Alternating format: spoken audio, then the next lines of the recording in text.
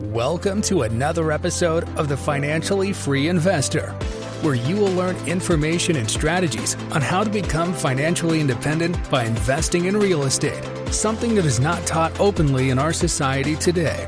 Financial freedom matters so you can live a bigger life, retire early, and do what matters most to you. Get ready to hear tried and true methods to becoming financially free with your host, Jordy Clark.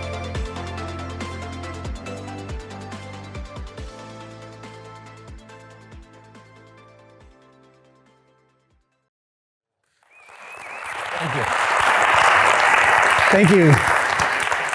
Wow, what an awesome introduction. So my name's Jordy Clark, and are you guys willing to take a quick minute and do an exercise and play full out? Yeah. Yeah? Okay, so I want everyone who has not ever done a real estate investment deal to please stand up.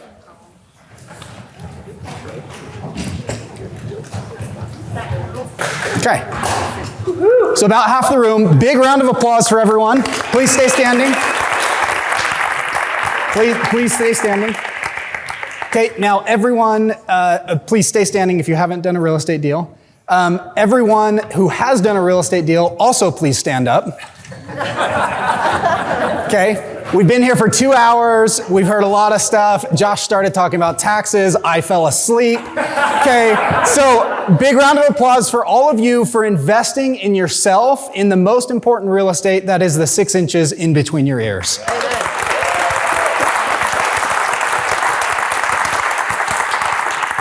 Okay, and just shake it out real quick, okay, because we still got about another hour to go, and we want to get to the Q&A. So I want to be quick. I want you guys to be ready. You can please take a seat. So I really quickly wanted to talk to you guys about how I built our $14 million real estate portfolio in 4 years while I was a full-time agent, while my lovely, beautiful wife ran her staging company with her partner, and we have 2 kids, 7, 2, 1 on the way. If the baby doesn't come tomorrow at Joe Rogan's concert, I'm going to be very upset because Joe Rogan's going to sign the baby's forehead. Real quick, I'm glad this was in here. My attorney likes me to put this in here. I'm just going to tell my story. There's no tax, legal, investing advice. Okay? So this is my why. My family, right? We've got Brinley, we've got Noah, we have 1 on the way, my beautiful wife, Courtney. I want to be able to leave generational wealth to my kids. I want them to learn how to manage everything that we're going to give them, right? Because otherwise they'll just blow it. Because it's totally normal, right? We get used to, we're in America, we get used to spending what we make or more, and we just kind of get going in life, and all of a sudden, you know, we realize there's more month left at the end of our money, and we're like, holy cow, how am I going to make ends meet? How am I going to go buy my first rental property? And I kind of want to walk you through how we did that, because that is pretty much our story. So my journey started with mentors. In 2009, I found flipping and a mentor. But I did not find flipping because I wanted to drive a Lamborghini or have a bunch of money or do anything like that. I found it because I was a young 19-year-old who was about to go on his mission, and I needed something to do. And so I found a mentor who, he was like, hey, let's go to California for 3 months and you can fix up this house, because I grew up as a contractor's son. You can fix up this house with me and we can go surfing. And I was like, surfing? I'm in. Totally forgot about the whole working all day and night kind of a thing. So anyways, left on my mission, came back, started working at a bank. I got married. And I was like, you know what? I remember this guy, Doug, telling me something, and there was a book. So I called him up and I said, hey, what was that book that you told me to read? And so he told me it was Rich Dad Poor Dad. So I read it, changed my life. By raise of hands, who has heard of or read Rich Dad Poor Dad? Everyone in the room. All right, that's great. So I was like, this is it. This is my calling. I'm going to buy real estate. So I went out and got my real estate license. Okay, because I was like, I'm going to save 3% on my down payments. Terrible idea if you just want to be an investor. In 2014, we bought the property for us to live in. I used that commission as down payment. We got into that property for nothing down. And then we also, about 6 months later, bought our first rental property. So here's the two properties. The top one is the one we lived in. And the bottom one is a rental property. So look at those prices. $121,000. And look at how long ago. How many of you feel like 2014 and 15 was not that long ago? Right? So today that townhouse is probably worth $350,000. And this crappy old house on 2200 West that has a septic tank and a driveway that goes down that we got into for like $7,000, that's probably worth $350,000. Okay? Our loans would have been further paid off had we not seen a few dollar signs and sold them. But this is part of our story. So the big thing I want you guys to think about here is, what is your next step? Because a lot of times we get caught up in comparing where we're at to where other people are. And the reality is we all have different stories. We all have different points of life that we're at.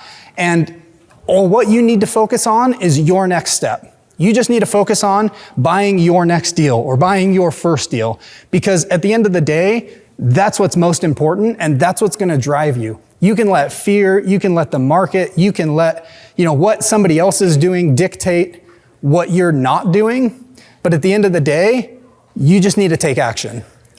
The problem is we sold the townhouse on seller financing so we could go and build a house in Harriman, which that was a great decision because we increased our lifestyle. And then we sold that seller finance townhouse because I was self-managing it. I was letting the tenants walk all over me. I'm a terrible property manager. I take every excuse they give me and I'm like, okay, you can't pay rent. I'll pay it this month for you. Don't worry. No, you don't need to pay rent. But next month, maybe could you? So made every mistake possible. And after 18 months, I was just burnt out and I was like, this landlording thing is not for me. Okay. So I just ended up becoming a real estate agent and I'd kind of helped other people.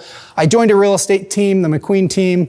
We helped people buy rental properties. And I literally remember telling people, no, don't buy this house in Kearns for $72,000 because I just sold the one down the street for $68,000. We'll get another one for $68,000, right? And how much are Kearns houses worth today? $350,000, $400,000? I was retarded. Okay. So fast forward three years, 2015 to 2018. No, 2019, it was 4 years. I didn't do another deal. So we sold both of those properties. We spent everything we made as a real estate agent. I made good money. We spent it all and then some. And we were sitting down one night and I'm like, we're not making ends meet. Like, how are we like going down in net worth? We're spending more on credit cards. And so, we kind of figured out that, hey, we needed to spend less than we make. What a novel idea, right? Okay, so before we started investing, we had to get our personal finances right. So we figured out how to live on a budget. And those years weren't like super glorious. And, looking back, it wasn't that long ago. But you can figure out how to make incrementally more money to pay off credit cards or do whatever. But what we did is we sat down and we're like, okay, we've like stabilized our expenses for 6 months. Now what we're going to do is we're going to go flip a home. And it's not like I was a genius. We just had to pay taxes. So I was like, holy cow, we got to pay a $35,000 tax bill? Well, I didn't plan for this. So let's go flip a house. So we flipped a house with a cash partner and we made just enough to pay our taxes. And then I was like, might be something to this flipping thing.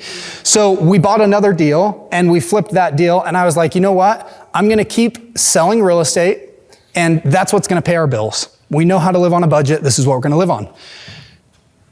We started flipping houses just like this one. This was one in Woods Cross. Probably should have kept it as a rental, but we flipped it.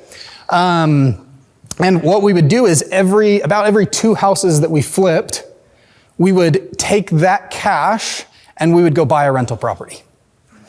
So it took us a while to figure out this whole equation of you got to spend less than you make, and then you got to invest the difference, right? And then you finally get to this point where you kind of hit financial freedom, where you have enough residual cash flow coming in from other sources like rental properties that it pays your expenses. And the cool thing is, when you get to that, that's a really cool feeling. Okay? So this is another property we did. Real quick, I want you guys to look. Same kitchen, 45 days apart. And I want to pick 3 people to see what you see that we did to improve the value of this property. So by raise of hands, I'm just going to call. We got up here. So you upgraded the cabinet, put in new appliances. Perfect. Cabinets and appliances. Flooring? Flooring. Backsplash. A backsplash. Okay. Color. Lighting. Took out a window. Anything else? Change the style. Dishwasher. Basic case. We moved to the dishwasher for functionality purposes, right? More counter space where you move the microwave above this still. More counter space, yep. All of these little things, that's what adds value. And what's yours? Took off the tacky logo and replaced the countertop. You don't like this Fox logo? Man, yes. Fox, but it looks tacky.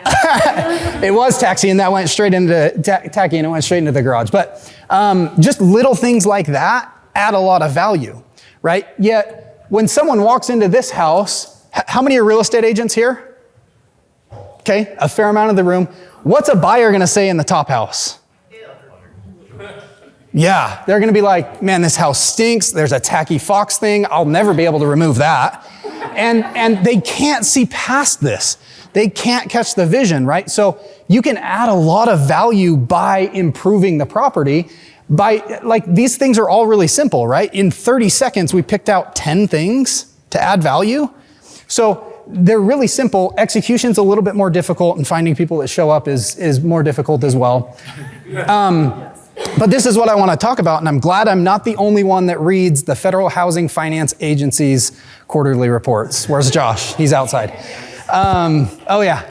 So this is a graph from the Federal Housing Finance Agency that shows, had you bought a house in 1991, and I didn't know that you were going to talk about this, in 2022, and you paid $100,000 for that house in 1991, in 2022, which is pretty close to 30 years later, that house would be worth $776,000. So if you just buy one property because of coming here today, and you just let the tenants pay it off and do nothing else, that's more than most people have in their retirement accounts when they turn 65. Okay? So just take action and buy something. Don't listen to what's going on. Right now is actually a really good time to buy properties because you can actually negotiate for the first time in 3 years. You can get closing costs covered. There are loan programs that you can put 10% down, not pay mortgage insurance, and you can ride the wave of the Federal Reserve devaluing our dollar. Okay, because really that's what this is. It's not like, well, Utah's a little different, and here's the reason Utah's different. I wanted to make sure I touched on this. Get it out of your heads that Utah is a cash flow state, because we're not. We have these large geographic borders to the east called the mountains. And we have these large geographic borders to the west called the mountains. Then we have 2 big lakes. And there's only so much buildable land that we have left. So when you look at supply and demand, when there's not enough supply and there's high demand, we have upward pressure on pricing. So not only are we going to benefit by the Federal Reserve, we're also going to benefit from appreciation more than most places, right? How many of you, given the opportunity to go buy a house in the San Francisco Bay Area 30 years ago, would go back and do it? Raise your hands. We got 2 hands here. Okay, most people. 2 hands over there. Okay, I'm telling you right now, today is 30 years ago in San Francisco. Because we still have developable land, but that won't be the case in 10 years. Once they build out the prison site at Draper and they finish building out wherever the Kennecott mines were, Daybreak, we're not going to have that much buildable land left. Okay? And we are a major metro area now that's hitting If you Google top 10 cities for just about anything, Salt Lake's in almost all of the top 10, okay? So we are no longer a cash flow state, we are an appreciation state. Every deal, like Josh said, every deal I've bought, the day of closing, I'm like, oh, I don't know, this thing doesn't make very much money.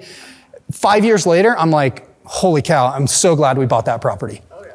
Every deal, even a year later, I'm like, man, I'm glad we bought that. Rents go up. So I want to tell you guys about one property I bought. This was in 2019. We purchased this from a wholesaler. Had no garage. We purchased it for $225,000. It appraised at $295,000 day one. We bought it. This was the problem. They were widening I-15 right in front of this house. So everyone that went to look at it was looking as a flipper, and they were like, hey, I want to make a quick 10 or 20,000 bucks, which is totally fine. It's how we got enough cash to buy our rentals. But what they weren't looking at is, hey, if I hold on to this for a few years, you know, what's that future value going to be? What's that future rent going to be? And how is that going to benefit me, right? So I knew that this thing was going to appraise for $295 because we had just bought a house at auction 2 months before, fixed it up and refinanced it, and that appraisal, they were literally identical, square footage, everything. That appraisal came in at $295 about 3 days before I did this walkthrough. So I was like, well, that's worth $295. This is probably worth $295. So we were able to buy it with a hard money loan. We sent a handyman in, did about $3,000 worth of repairs just to get it rent ready. And it appraised at $295. Well, 80% loan to value, cash, not cash out, rate and term refinance, gave us a value of $236,000. So when you add up our hard money fees, our refinance fees, and the $3,000 we gave to the handyman to go get it rent ready, we were into this property for about $3,000 of our own money, okay? How many of you would do this deal? Okay, everyone should have their hands up. If you have an opportunity to buy a house for less than $10,000 out of your own pocket, do it. I don't care if it breaks even. I probably wouldn't buy something that's cash flow negative, but I would buy something that was a break even if I'm into it for less than $10,000. Put it on a credit card, borrow it from your mom, borrow it from Josh's mom, borrow it from me, right? Like, figure it out, because in 10 years, your future self is going to thank you, okay? So at the time, it cash flowed $245 a month, and that was with me self-managing it. Now, do you guys remember how good of a property manager I am? It is not a skill that I have perfected, okay? Here's what I am really good at, though. I am really good at watching interest rates, and I saw an opportunity to refinance in 2021. Our interest rate on this property was 3.125. So we went from 5.25 to 3.125.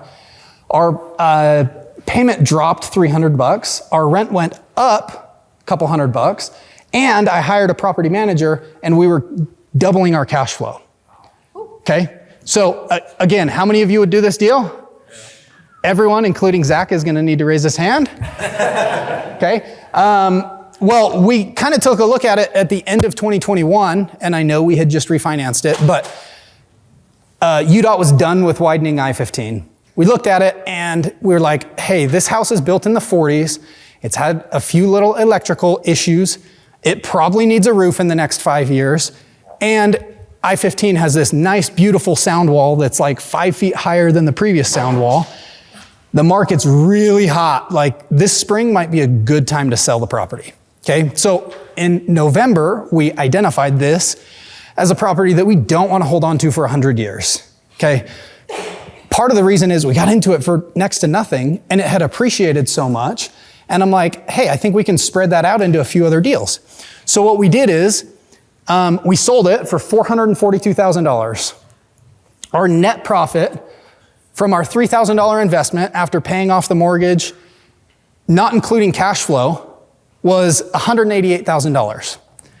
We took that $188,000, we bought a duplex that's worth $400,000, and we did this with a 1031 exchange. The gross rents on that are $2,900 a month. We also bought a fourplex worth $750,000 in downtown Salt Lake. And the gross rents on that, once we get that up and running, it will actually be a little bit more than the $4,500 a month. But we are going from something that we were renting for $1,900 a month, and with the same equity, we're now getting $7,400 a month in rents. Okay, we're getting more loan pay down, so the loans are getting paid down more, and in 30 years, the tenants will pay those 6 doors off the same as had we kept the one property. Okay, so we changed one thing, pivoted on one property, and leveraged into 6. We didn't put $1 more of our own money into it. And that's really how we've grown our portfolio, is strategies like this. So real quick, there's 2 ways to financial freedom. Scenario 1 is you can have 25 rental properties that all cash flow $400 a month that give you the magical number of $10,000 a month in passive income that everyone seems to want. The other option is you don't use debt and you pay cash, which is totally fine. I lean towards scenario 1. But you can have just 10 rental properties that are paid for, providing you $1,000 a month in net rents, and you can have $10,000 a month. So you need to figure out what's best for you. Okay, here's another property we renovated. Do I still have time? Timekeepers? Yes. Okay. Let's do this same exercise. Okay, because I think this is important. Who sees something that we did, and I'll just call you out. Same kitchen. You put the microwave above the stove. Move the microwave above the stove. Double door. Double door, what do you mean? Sliding door. That's the window. Oh, yeah, we took that fridge that we didn't even, hey, no one needs 2 fridges in their kitchen. We took the drop ceiling down. We actually didn't take the drop ceiling down. What we did was we drywalled over where those fluorescent lights were. We used that existing electrical and we put 4 can lights in, and then we painted the ceiling white so it felt bigger. Okay? Well, some other things? You took a picture from a different angle. I took a picture from a different angle. Yes. Sometimes when you buy problem properties, you can only take it from one angle because they have a lot of stuff. You took the cabinets out next to the window. Nope. No? We painted the cabinets. We used different hardware, but we kept the angles. See how the angle's kind of funky? We just kept the angles because we didn't want to patch and drill new holes. Off the window. Still there? Nope. No, it's still there. Oh, okay. I see it. Yeah. I get it. Okay. Lisa? You have some amazing staging in this. Nailed it. Round of applause for staging, for Set the Stage.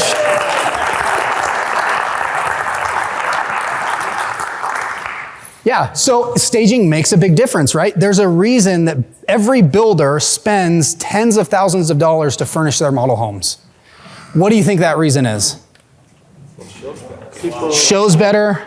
they become comfortable. They see themselves there. Yep, helps non-vision people. They become comfortable. And people buy houses based on emotion. Okay, when someone sits in a kitchen and they're like, I could really see me, growing up for the next 30 years here. This is my forever home. That's when they are writing contracts. That's when they make the decision to buy a home. It's not when they look at the pictures. It's not when they drive by the neighborhood. It's when they're in the home. So we stage all of our flips. That's why we bought a staging company, because it makes a difference. Okay. So here's the question for you guys, and please write this down.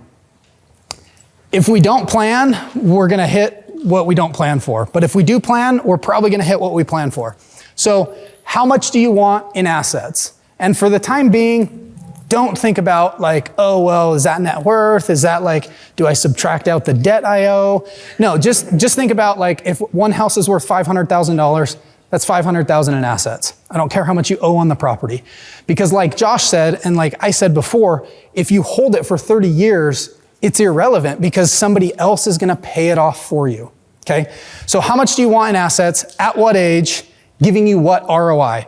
And that will help you define what kind of investing you want to do, because it's different for everyone. You can buy, multifamily, you can buy single family, you can buy commercial condos, you can buy there's a million ways to make $1 million in real estate, but what's right for you is not right for me, is not right for anyone else, right? Like you guys have seen on this panel, we all do it just a little bit differently, and that's okay. Okay. So for me, 4 years ago when we started, I set this goal. I want $20 million in assets in 5 years, giving me a 12% return on investment. Okay. And how I was going to do it, I was going to focus on 3 different things. I was focusing on a strategy called the stack, meaning in year 1, I wanted to buy just 1 house. In year 2, I wanted to double it. In year 3, I wanted to double it. In year 4, I wanted to double it. Well, we're in year 4. We own 35 rental properties. We're about to close on another 16 next week. And we're at like 14 million in assets. So it happens a lot faster than you think when you're looking in hindsight, right? But a lot of times we look at it and we go, well, I could never do that. Well, you can't until you buy the first one, and then you buy the second one, and then it gets a little bit easier, and you buy the third one, and the fourth one, and the 8th one, and the 10th one, okay? So action and accountability help us meet our goals. If we're climbing a mountain and we don't know how much further we're going, we can very easily hear CNBC saying the sky is falling and we stop. We can, say, oh, interest rates doubled in 90 days. What am I going to do? Well, I'm going to freeze, right? Or we can go, hey, regardless of what's happening in the market, I'm going to continue to invest. I just need to do it a little bit different, right? The reason for 4 years that we stopped buying rental properties was because I was convinced in 2014, 15, 16, and 17 that we were at the top of the market. We were going to have another 2008, okay? And it never came. Now, we may be in it today. We won't know for a year. But the reality is there's opportunities today. And as long as you buy something that cash flows, it doesn't matter what happens next year. It matters what happens in 30 years, okay? Because that's where the magic happens. Magic in real estate happens in decades, not days, okay? So I want to help you guys all on your journey to financial freedom. I'm going to wrap up with this. This is my podcast. Please take a picture of it. Go find us on all major podcast platforms, The Financially Free Investor. Please subscribe to it. I try to add as much value on there as possible. And I just want to help you on your journey. So with that being said, let's get into the panel.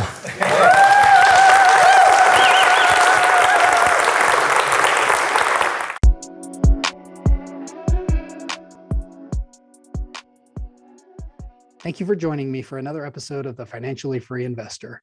If you found value in this episode or know someone who would find value in this information, please share with them, subscribe, and send us a review.